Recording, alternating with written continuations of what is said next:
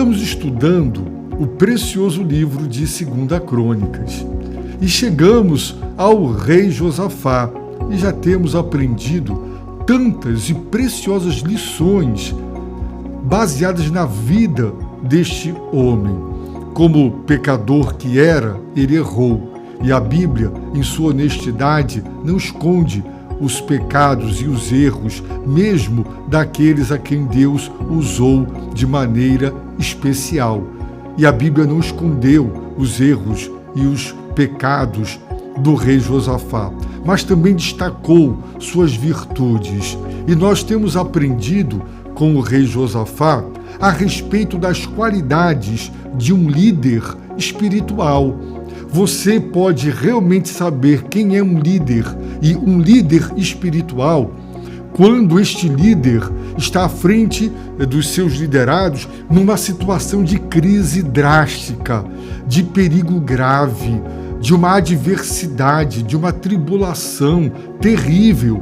Então, você verá na prática se ele se acovarda, se ele fica perturbado, desnorteado, sem rumo, ou se ele mantém a lucidez, ele mantém o temor a Deus e o próprio Deus o dirige para que ele possa assim dirigir o seu povo na hora da crise. Quando uma família enfrenta uma crise, se o líder, o marido, ele perder o rumo, ele entrar em pânico, como ele liderará? Se ele reagir desta maneira. Assim, nós aprendemos com o rei Josafá as qualidades de um líder espiritual. Como homem que ele era, diz a Bíblia, ele teve medo, mas como homem de Deus, ele convocou toda a nação para orar e jejuar e buscar a Deus de todo o coração. E ele então, diante de Deus e de todo o seu povo, dos seus liderados, ele orou. E nós aprendemos com ele como devemos orar. Quando você sofre, enfrenta uma tragédia, uma adversidade, um grande e grave perigo, muitas vezes o desespero, a angústia, o sofrimento são tais que você começa na oração bombardeando os céus com os seus pedidos. E deixa de ser uma oração e se transforma num desabafo desesperado de quem está passando por uma grande crise. Josafá, ele estava enfrentando uma grande crise, uma coalizão de 3 nações, 3 povos, 3 nações uniram seus exércitos, e esses 3 exércitos já estavam marchando para destruir o rei Josafá e os seus súditos, a sua nação. E ele era uma situação desesperadora, humanamente falando. Mas como ele começou a orar, pedindo, bombardeando os céus, não. Ele adora. Ele começa, diz a palavra, relembrando-se com quem ele estava falando. Ele também, além de se lembrar quem Deus é, ele se lembra de que Deus está no céu, ele é soberano, que aquelas 3 nações estavam sob o seu domínio e seu governo. Não eram 3 nações desgovernadas, tinham os líderes humanos, mas Deus está sobre tudo, Deus está sobre todos, no controle perfeito de cada circunstância e de cada situação. Ele lembra que aquela terra onde eles estavam, e agora sendo ameaçados de extinção, ela era uma promessa de Deus. Será que Deus permitiria que a sua dádiva, o cumprimento da sua promessa, agora fosse revertido pela maldade humana?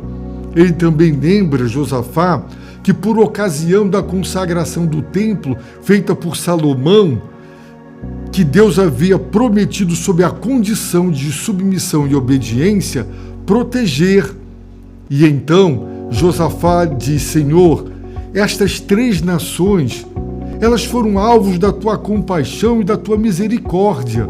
No passado, o Senhor compadeceu-se delas e o Senhor não permitiu que o seu povo as destruísse.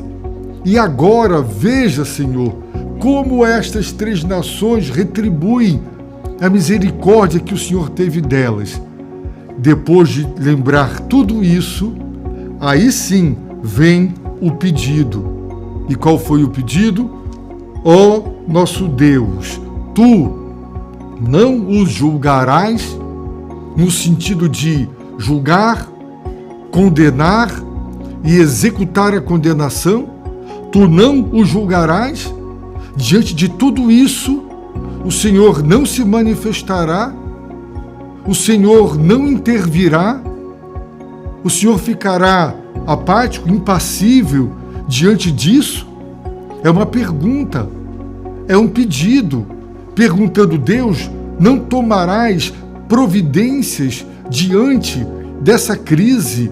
Eles já estão a caminho para matar, roubar e destruir, exterminar e tomar a terra que o Senhor nos deu como promessa. Disse Josafá, nosso Deus, tu não julgarás? Esse foi o pedido. Agora, duas razões que fundamentam esse pedido, duas razões que justificam pedir a intervenção, a manifestação, as providências celestiais. O primeiro foi: porque nós, Senhor, não temos força para resistir a essa grande multidão que nos ataca. Senhor, é uma grande multidão.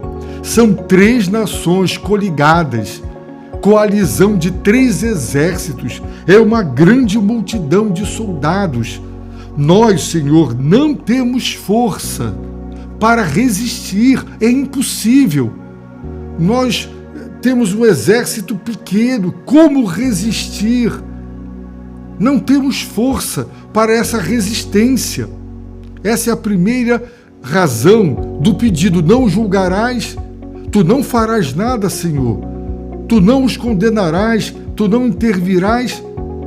Se tu não intervires, será o fim, porque nós não temos força para resistir. Não acontece com você, como já aconteceu e acontece comigo, de você enfrentar um problema tão grande, tão grave, tão insuportável, tão ameaçador, de emergência e de urgência, a ponto de você dizer: Deus, eu cheguei no limite máximo. Pai, eu não tenho força para suportar mais. Eu não aguento mais. Eu não tenho força própria para resistir essas ameaças, esses inimigos, esse mal que querem me fazer. Eu creio que você já passou por isso, eu também. A segunda razão para pedir a intervenção de Deus foi: Senhor, também não sabemos o que fazer. Não sabemos o que fazer.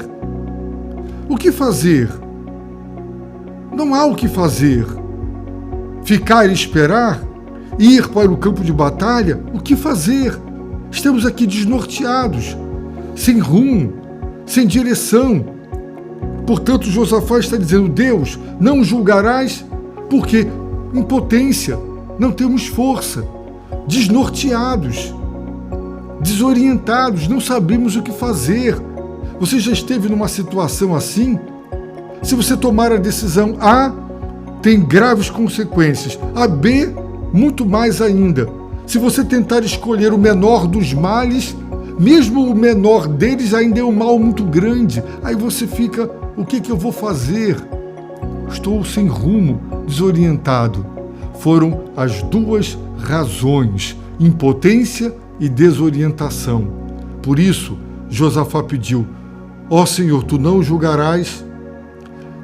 E em terceiro lugar, Josafá fez uma declaração de fé, de fidelidade e de compromisso. No meio de tudo aquilo, ele disse: porém, apesar de tudo isso, da nossa impotência, da nossa desorientação, porém, os nossos olhos estão